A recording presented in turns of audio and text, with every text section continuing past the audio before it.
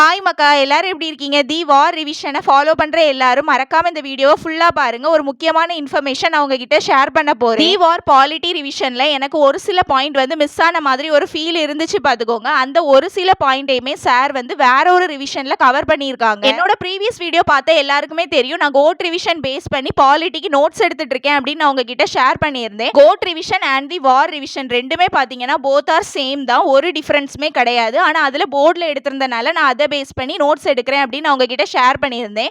அதுலேயும் பார்த்தீங்கன்னா எனக்கு ஒரு சில பாயிண்ட்ஸ் மிஸ் ஆன மாதிரி இருந்துச்சு. அப்போ தான் பார்த்தீங்கன்னா அவங்களோட பிளேலிஸ்ட் செக் பண்ணப்போ ஃபயர் ரிவிஷன் அப்படின்னு ஒன்று கொடுத்துருக்காங்க. அதில் பார்த்தீங்கன்னா இந்த கோட்டில் மிஸ் ஆன பாயிண்ட்ஸ் எல்லாமே அதில் ஆட் பண்ணியிருக்காங்க. இந்த ஃபயர் ரிவிஷனில் பார்த்தீங்கன்னா 10th 11th 12th வந்து மிஸ் ஆன கண்டென்ட் எல்லாமே வந்து அதில் கவர் பண்ணிட்டாங்க. ஒன்று கூட மிஸ் ஆகலை நான் பார்த்த வரைக்கும்.